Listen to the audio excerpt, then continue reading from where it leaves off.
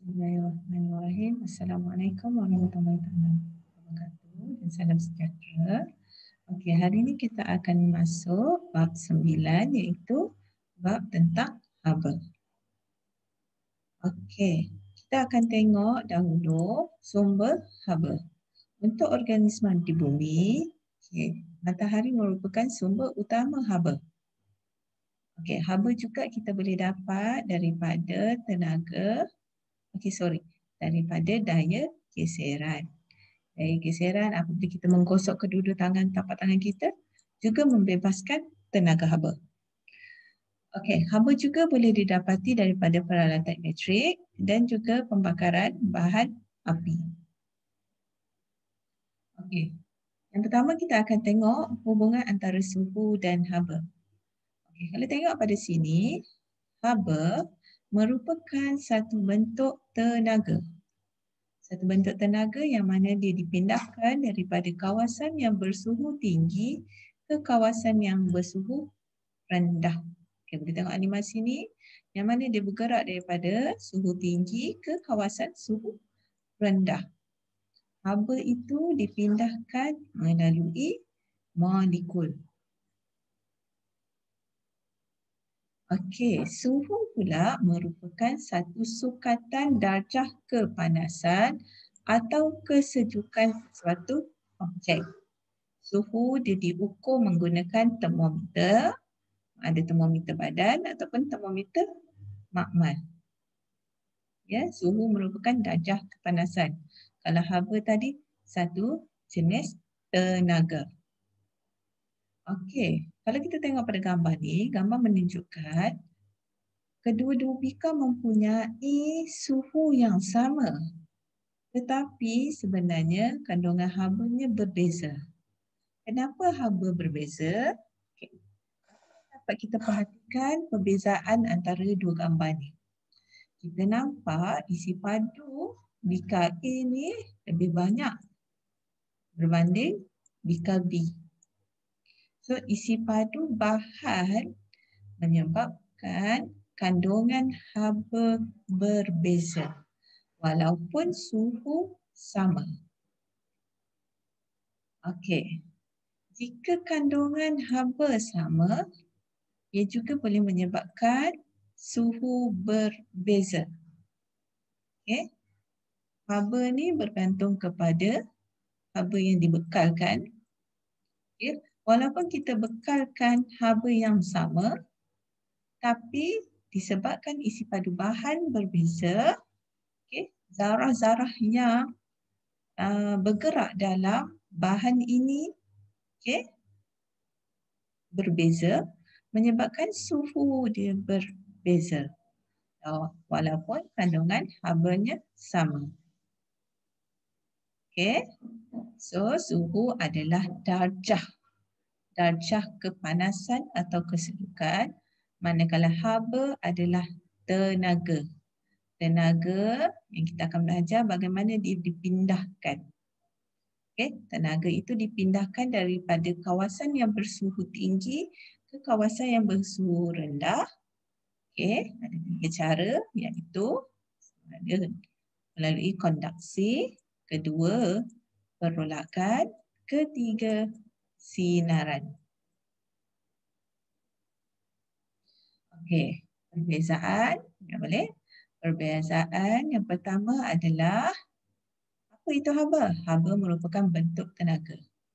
Manakala suhu adalah darjah kepanasan atau kesejukan sesuatu objek. Tenaga haba diukur dalam unit joule. Manakala suhu diukur dalam unit darjah Celsius ataupun Kelvin. Haba, kandungan haba bergantung kepada jenis bahan, kuantiti bahan, suhu bahan itu.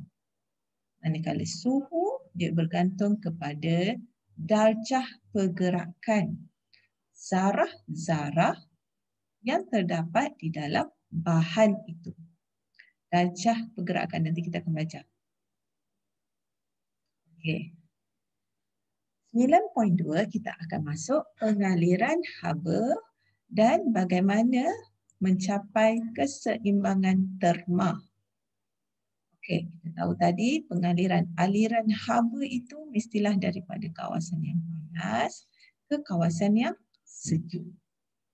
Dari kawasan yang suhu tinggi ke kawasan yang suhu rendah. Okey. Ini gambar molekul-molekul bahan daripada kawasan yang tinggi ke kawasan yang rendah, yang sejuk. Okey. So, cuba tengok pada gambar ni. Bagaimana aiskrim ini boleh mencair? Kerana aiskrim kan sejuk.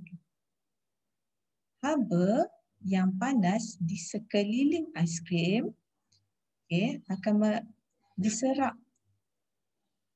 dan daripada kawasan yang panas ke kawasan yang sejuk ni menyebabkan aiskrim itu mencair. Ni gambar air kopi. Air kopi lama-kelamaan kalau dibiarkan dia akan menjadi sejuk. Kenapa? Sebab daripada kawasan yang panas di dalam cawan, haba itu dipindahkan. Sama ada dipindahkan melalui cawan itu sendiri ataupun dipindahkan melalui permukaan atas air ni dari kawasan yang panas ke kawasan persekitaran yang lebih sejuk daripada dalam cawan. Okey, kita akan tengok haba mengalir melalui 3 cara. Yang pertama adalah konduksi, iaitu melalui pepecah. Yang kedua, perolakan melalui medium cecair ataupun medium gas. Dan yang ketiga adalah sinaran tanpa sebarang medium. Tanpa sebarang medium. Tanpa medium pepejal, tanpa medium cecair dan tanpa medium gas. Daripada kawasan yang panas, haba mengalir ke kawasan yang sejuk. Ini gambarannya. Konduksi, haba mengalir melalui pepejal. Perolakan, haba mengalir melalui medium cecair atau gas. So dalam gambar ni gas lah, udara. Sinaran, haba boleh mengalir tanpa medium. Nanti kita tengok. Tanpa medium. Konduksi. Konduksi, haba dipindahkan melalui zarah-zarah pepecah. So, bila kita belajar dulu, dalam pepecah, zarah sentiasa bergetar. Bila zarah itu menerima tenaga haba, maka dia akan bergetar dengan lebih cepat dan dia memindahkan haba ke zarah yang bersebelahan. So, daripada hujung yang panas ke hujung yang lebih sejuk. So, kalau molekul yang pertama ni diterima tenaga haba daripada sumber haba, api, so dia akan pindahkan. Sebab zarah sentiasa bergetar. So, dia memindahkan tenaga itu daripada kawasan yang panas ke kawasan yang sejuk. Sehingga kalau tengok pada gambar ni, semua menjadi merah yang sekata. Jadi bila merah dah semua ni, so semua kawasan ni mempunyai haba yang sama. Contoh haba melalui konduksi ialah peralatan memasak. Kita pegang, dia panas. Sebab daripada kawasan yang panas, haba mengalir ke kawasan yang lebih sejuk. Tengok gambar ni. Ini haba sumber haba di sini. So lama-lama dia akan mengalir sehinggalah semua kawasan ini mendapat haba yang sama. Ini adalah aktiviti yang akan dijalankan di dalam makmal untuk menunjukkan haba mengalir secara konduksi.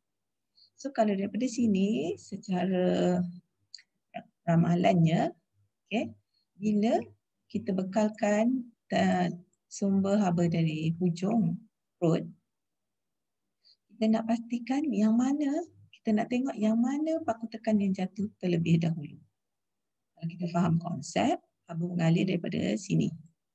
So, koslah yang nombor 1 ni yang menerima haba terlebih dahulu dan dia akan jatuh dahulu. Nombor 2, nombor 3 dan nombor 4.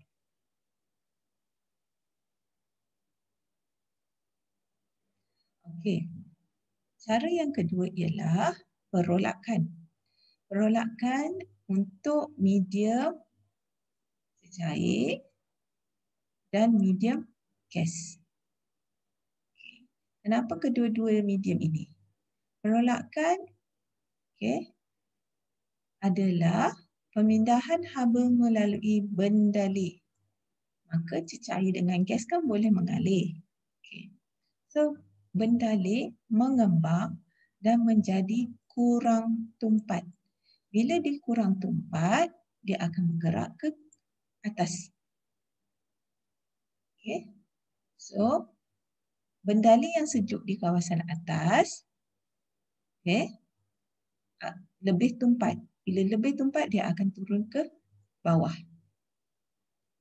Ingat balik. Bila bendalih yang di bawah ini menerima haba, dia akan mengembang dan menjadi kurang tumpat. Bila kurang tumpat, dia berpindah ke atas. Di bahagian atas, bendalih yang sejuk, yang lebih tumpat. Yang lebih tumpat ni akan pindah ke bawah. So, lama kelamaan dia membentuk aliran perolakan. Bendalih yang panas menjadi kurang tumpat dan naik ke atas. Manakala bendalih yang sejuk, yang lebih tumpat akan turun ke bawah. Ini, peredaran ini kita namakan dia sebagai arus perolakan. Bersama dalam bila kita masak air, ni yang berlaku. Air yang lebih sejuk di kawasan atas ni akan mengalir ke bawah. Air yang panas akan mengalir ke atas. So, membentuk arus perolakan di dalam bika dan juga di dalam cerek. Konsepnya sama dengan dalam udara. Bila udara panas, setelah kawasan ini menerima berlaku pembakaran, so udara di kawasan ini akan lebih panas dan dia akan mengalir ke atas. Udara yang sejuk di kawasan atas yang lebih tumpat akan turun ke bawah. Membentuk arus perolakan dalam udara. Okey.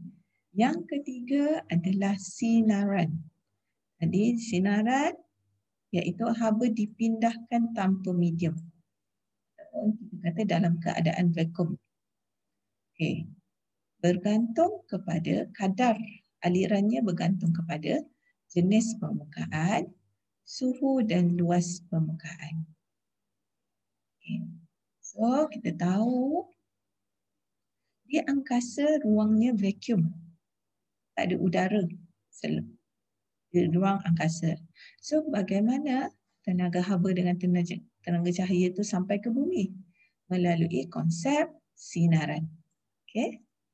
Sinaran, tenaga haba dan tenaga cahaya dipindahkan daripada matahari sehingga ke bumi dan memanaskan menjadi kegunaan semua organisma yang ada di bumi. Rumusannya, kita nampak haba dipindahkan daripada kawasan yang panas ke kawasan yang sejuk. Kawasan yang suhu tinggi ke kawasan yang suhu rendah. Cara pertama ialah konduksi.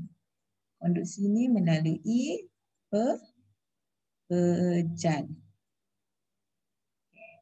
Yang kedua adalah perolakan. Perolakan melalui bendalih. Bendalih kita ada dua, iaitu cecair dan gas. Air dan gas. So, konsep dia udara yang panas, udara panas di kawasan bawah mengembang dan menjadi kurang tumpat. Bila kurang tumpat, dia akan berpindah ke kawasan atas. So, udara yang sejuk, udara yang sejuk, dia lebih tumpat. Bila dia lebih tumpat, dia akan mengalir ke bawah. So, ini aliran yang begini kita panggil arus perolakan. Arus perolakan. Dan yang ketiga adalah sinaran. Sinaran ni maksudnya bukan arah ini saja. Semua arah. Semua arah ada kerana dia mengalir. Haba itu dipindahkan tanpa medium. Tanpa medium. Kadar dia bergantung kepada luas permukaan, bahan yang nak menerima haba tu. Itu saja untuk hari ini. Assalamualaikum warahmatullahi taala wabarakatuh.